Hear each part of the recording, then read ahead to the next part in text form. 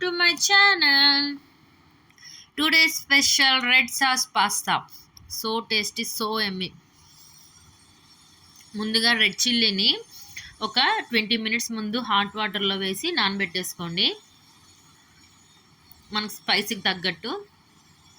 తర్వాత స్టవ్ పైన ఇలా వాటర్ పెట్టేసుకొని కొంచెం ఉప్పు, 2 spoons ఆయిల్ వేసుకొని బాయిల్ చేయాలి. తర్వాత ఇంకొక బౌల్లో 2 టమాటాస్ అండ్ 3-4 గార్లిక్ పాట్స్ వేసుకొని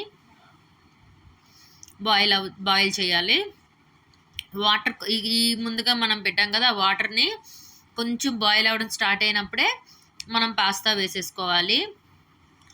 పాస్తా వేసుకున్న తర్వాత ఇగోండి ఈ విధంగా బాయిల్ అవ్వాలి. టమాటాస్ కూడా బాయిల్ అవుతున్నాయి చూసారా.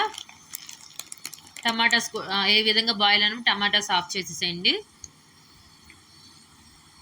పాస్తాని ఒక పక్కన ఇలా చూస్తూ ఉండాలి ఉడికిందా లేదా అనేది. ఇలా నొక్కగానే ప్రెస్ చేయగానే ఈడిని చూసారా, ఆ విధంగా కుక్ అయిపోవాలి. ఇప్పుడు స్టవ్ ఆఫ్ చేసేసి మూత పెట్టుకొని ఒక 10 minutes అలా వదిలేసేయాలి. ఇంతలోప చూడు రెడ్ చిల్లీ చూసారా బాగా సోక్ అయింది. ఇప్పుడు రెడ్ చిల్లీ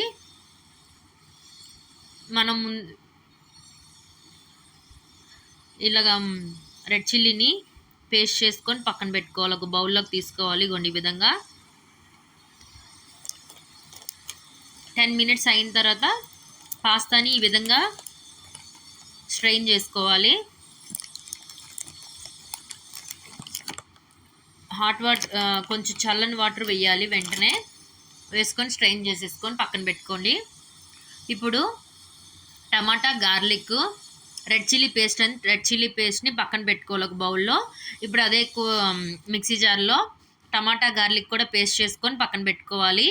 ఇప్పుడు అన్నీ రెడీ చేసుకున్నాం కదా. ఇప్పుడు పాస్తా ప్రాసెస్ చూద్దాం. ముందుగా ప్యాన్లోకి బటర్ వేసుకోవాలి. బటర్ వేసుకొని గార్లిక్ని చాలా చిన్న పీసెస్గా కట్ చేసుకొని గార్లిక్ పీసెస్ వేసుకోవాలి.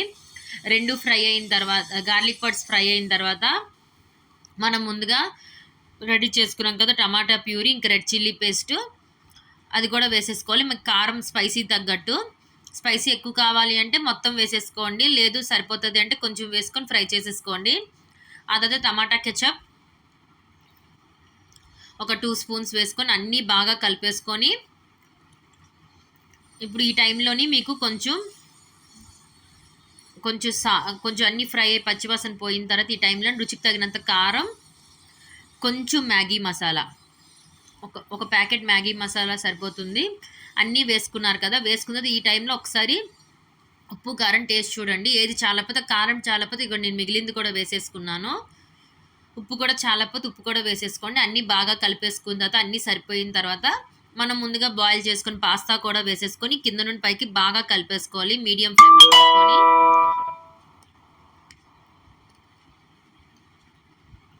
అంతే, సర్వింగ్ బౌల్లో తీసుకొని సర్వ్ చేసుకోండి. సో ఎమ్మి పాస్తా రెడ్ సాస్ పాస్తా చాలా బాగుంది ఫ్రెండ్స్, మీరు ట్రై చేయండి. చాలా టేస్టీగా చాలా బాగుంది, మాకైతే చాలా బాగా నచ్చింది.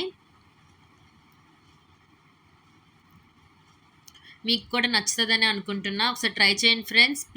Please subscribe my channel. Thanks for watching.